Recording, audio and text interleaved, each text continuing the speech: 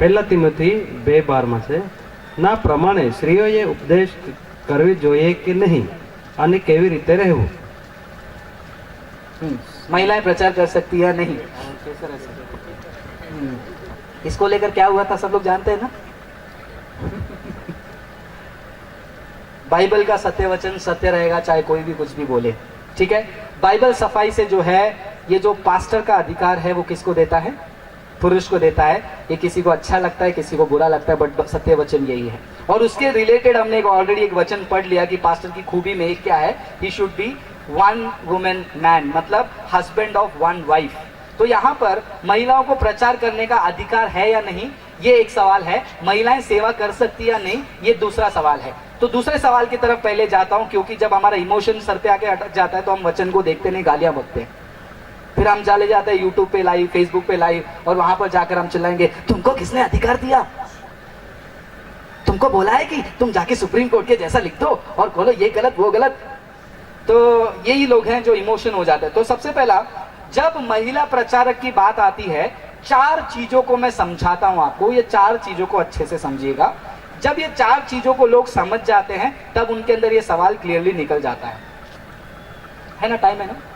ये 4 चीजों को मैं थोड़ा समय लेकर समझाने जा रहा हूं कि महिलाएं सेवक बन सकती हैं, प्रचार कर सकती हैं, सेवकाई कर सकती हैं. ठीक है, सबसे पहले ये जो स्वरूप के बारे में हम बात करते हैं, बाइबल हमको पहला अध्याय उत्पत्ति के 26 और 27 वचन में सफाई से कहती है, परमेश्वर ने मनुष्य और स्त्री को क्या बनाया? खुद के स्वरूप में बनाया. और कैसे बनाया? समान बनाया. तो सृष्टि के आधार पर, स्वरूप के आधार पर आप और मैं, पुरुष और स्त्री, वो क्या है परमेश्वर के नजरों में? समान है, इक्वल है. उसमें कोई दो राय नहीं.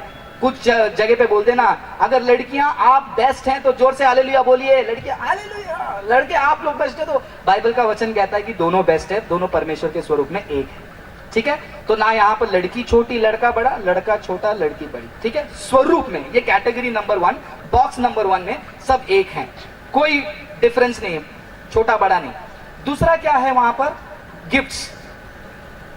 गिफ्ट्स में, सॉरी गिफ्ट्स की बात किया ना. दूसरा कैटेगरी है सैल्वेशन का. दूसरा कैटेगरी क्या है? सैल्वेशन.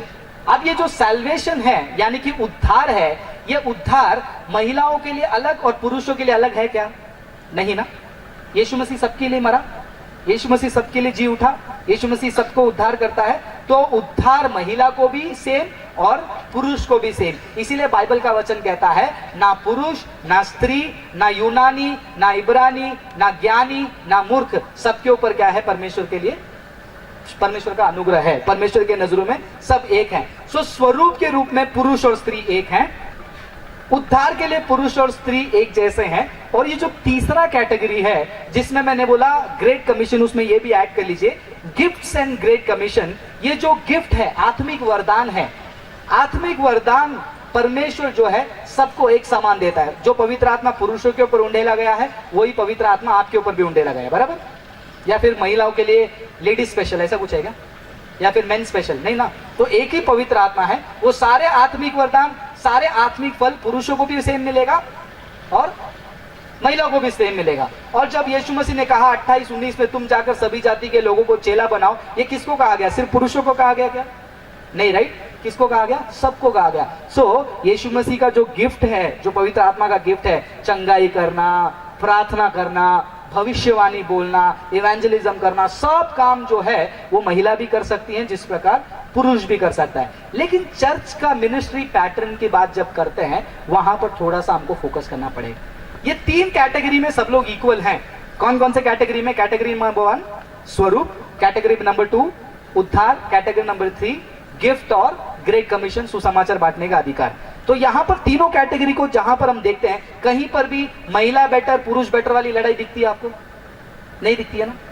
जो लोग बाइबल को अच्छे से पढ़ते नहीं है वो लोग क्या करते हैं, ये तीनों कैटेगरी के वचन को अपने अपने कैटेगरी में रखने को छोड़कर पूरा लेकर आकर ये चौथे कैटेगरी में मिक्स करेंगे. महिलाएं क्यों नहीं प्रचार कर सकती हैं? महिलाएं पास्टर क्यों नहीं बन सकती हैं? क्या वो परमेश्वर ने दोनों को एक ही स्वरूप ने नहीं बनाया? अरे बनाया था, वो कैटेगरी अलग है, आप इसको मिक्स मत करो.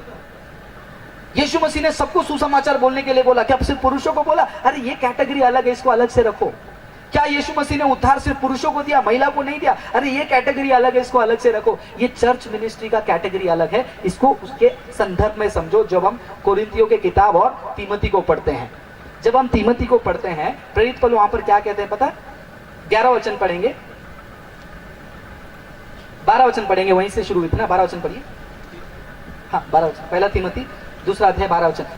कि स्त्री न उपदेश करे और न पुरुष पर आज्ञा चलाए, परंतु चुपचाप रहे, क्योंकि आदम पहले। अभी यहाँ पर स्त्री उपदेश ना करे और क्या ना करे, पुरुष पर अधिकार नहीं चलाए। तो आप लोग बोलेंगे तो क्या मतलब महिलाएं चुपचाप बैठे? हम महिलाओं में कोई कमी है क्या? एक लड़का तो इतना पागल हो गया, वो फेसबुक पे जाकर लाइव जाकर क्या बोल रहा था मालूम है? इंडियन गवर्नमेंट बोलता है बेटी बचाओ बेटी पढ़ाओ, और ये फ्रांसिस जैसे लोग महिलाओं के खिलाफ हैं।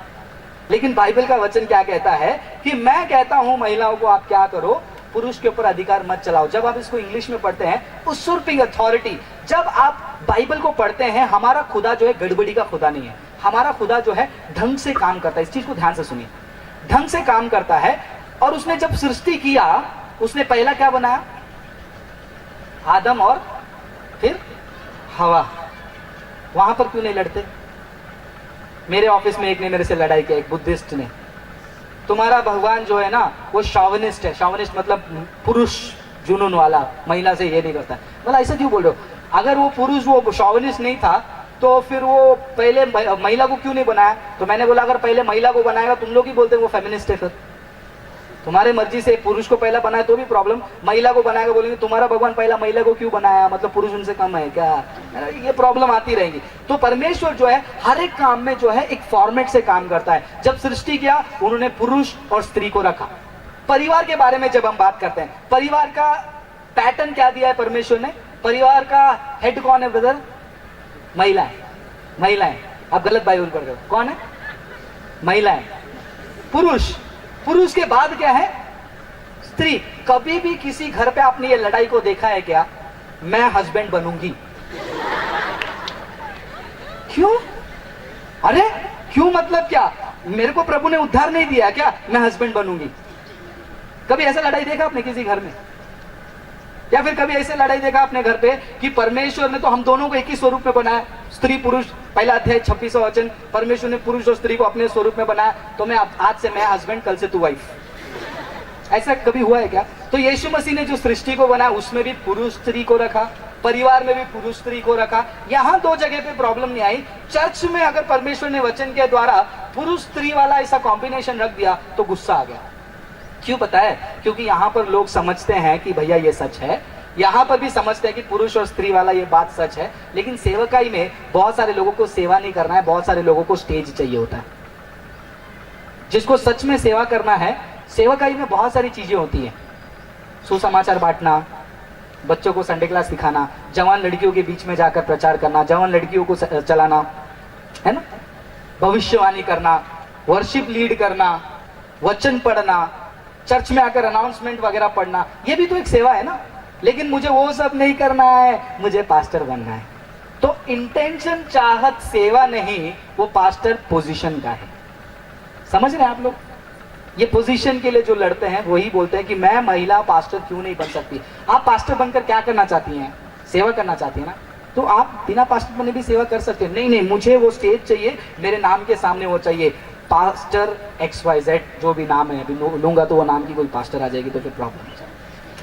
आप बोलोगे अपने मन से बोल रहे हो। नहीं, मैं अपने मन से नहीं बोल रहा हूं, 13 वचन में पॉल उसका जवाब भी दे रहे हैं। क्यों ये फॉर्मेट यीशु मसीह जो है चर्च में चाहते हैं? पॉल ने बताया उसका कारण, क्योंकि आदम पहले बनाया गया, उसके बाद हव्वा बनाई गई, उसके बाद हव्वा बनाई गई थी। और ये चर्च में ये फॉर्मेट रखने का कारण पॉल क्या दे रहे हैं कि भैया ये क्रिएशन ऑर्डर है। भैया बुरा लग रहा है तो कोई बात नहीं, परमेश्वर ने आदम को पहले बनाया, दूसरा महिला को बनाया, तो उसमें प्रॉब्लम नहीं है, तो इसमें क्या प्रॉब्लम है? आगे क्या लिखा है उसका एक और चीज भी रीजन बताया है।